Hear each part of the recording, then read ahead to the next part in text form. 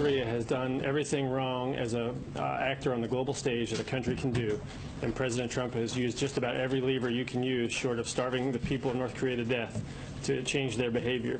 And so we don't have a lot of room left here to apply pressure to change their behavior. It now needs to be followed up with diplomacy, where we get China and the United States working with the same strategy with North Korea to find a way that we can ease the tension and get North Korea to change direction. On that note, let's bring in our panel. Tom Rogan, commentary writer for the Washington Examiner, A.B. Stoddard, associate editor at Real Clear Politics and host of No Labels Radio on SiriusXM, and Michael Needham is the chief executive officer at Heritage Action for America. Welcome. Hope you guys all had a very Merry Christmas. Absolutely. Merry Christmas.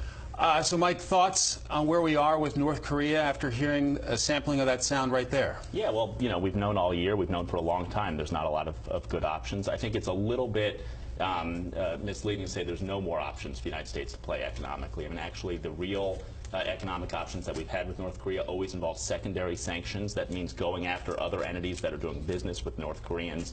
The chairman of the House Armed Services Committee, Foreign Affairs Committee, Ed Royce, has given the administration a list of 12 Chinese banks that we should be putting secondary sanctions on. I think if you really want to put true kind of economic pressure on the North Koreans, the type that we had on Iran for a long time, you're going to have to look at those secondary sanctions. We're going to have to look at Chinese banks, especially those 12 that Chairman Royce has put forward. On some new sanctions, Treasury Secretary Steve Mnuchin saying, quote, Treasury is targeting leaders of North Korea's ballistic missiles program as part of our maximum pressure campaign to isolate the DPRK and achieve a fully denuclearized Korean peninsula. A.B., your thoughts on this latest step from the Trump administration? You know, the Trump administration deserves credit for getting the Chinese to do more with regards to North Korea than its predecessors. One of the things it did was convince the Chinese government to stop all transactions to their central bank with the regime. This is a lot of the things that we've seen look really effective and could be consequential, but we don't know how enforceable they are. So today, the Treasury Secretary said this is part of the goal for a denuclearized peninsula. That's not the Chinese's goal.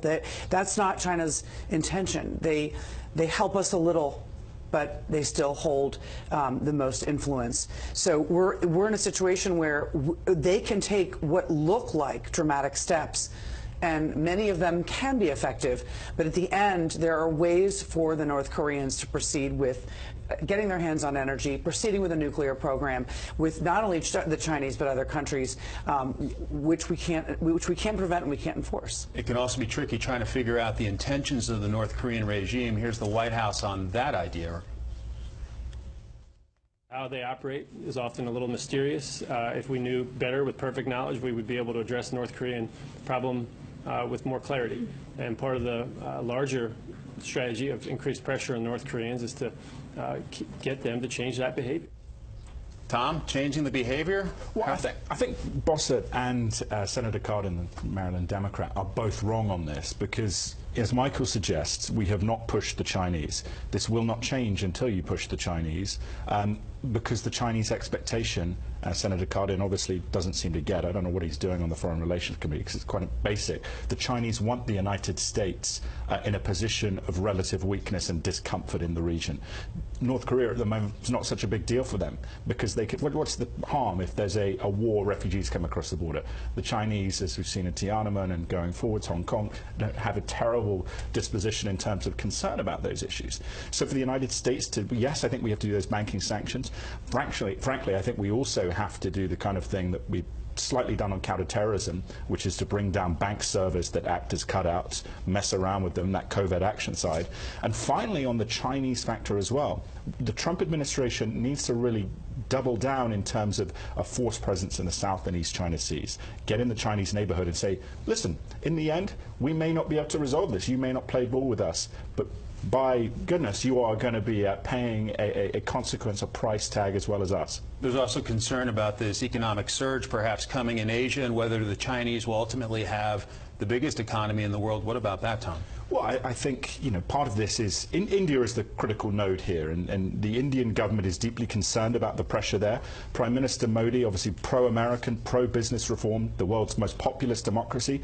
The Trump administration should get right alongside him. Trump should go to New Delhi, quite frankly, and say, this is our anchor point. What Trump should also be doing, I think, and my accent aside, is going on Twitter and saying, Prime Minister David Cameron, the British government, close American allies who are dealing with Chinese financial entities, the Asia Investment and Infrastructure Bank, which former Prime Minister David Cameron just joined, they should not be doing that. That's poor, that's bad allyship. Of course, we've heard the president talk a lot this year about China. Let's take a listen to this. My administration is committed to improving our trade and business relationships with China. Both the United States and China will have a more prosperous future if we can achieve a level economic playing field. Right now, unfortunately, it is a very one-sided and unfair one. So, A.B., the president, a former businessman, has his concerns about the Chinese economy going forward and their business practices. Going back decades, and it's one of the strongest themes of his economic message in his campaign was going after the Chinese. He has not followed through on those threats, like the steel tariffs and things he's talked about, because he's in a weakened position because of North Korea. So while they should have confronted the Chinese in the South China Seas, they've let it go. A whole year's gone by where development continues apace. And they obviously have benefited on the global stage economically as a leader, a global economic leader, because of our withdrawal from the Trans-Pacific Partnership. So while the president talks a lot about this reciprocity and the balance that we need to counter a rising China, because of our dependence on them in the situation with North Korea, he hasn't followed through on his threats. Michael, looking ahead to China in the new year, are you looking for a new approach from the administration or more of the same? Well, the most interesting thing actually is reading the national security strategy the administration just put out and seeing the contrast between the Chinese approach, which they call their One Belt, One Road approach. It's a massive, centrally planned Chinese plan for 68 countries in kind of from Europe all the way to the Pacific, versus what the United States offers, what free enterprise offers, where the administration talks about partnerships and countries coming to America, joining us in things like the Quad, which Tom mentioned, India, Australia, Japan, and the United States. Voluntary relationships where we all benefit. I think that's what the future is. That's what people are looking for, not a centrally governed Chinese One Belt, One Road approach.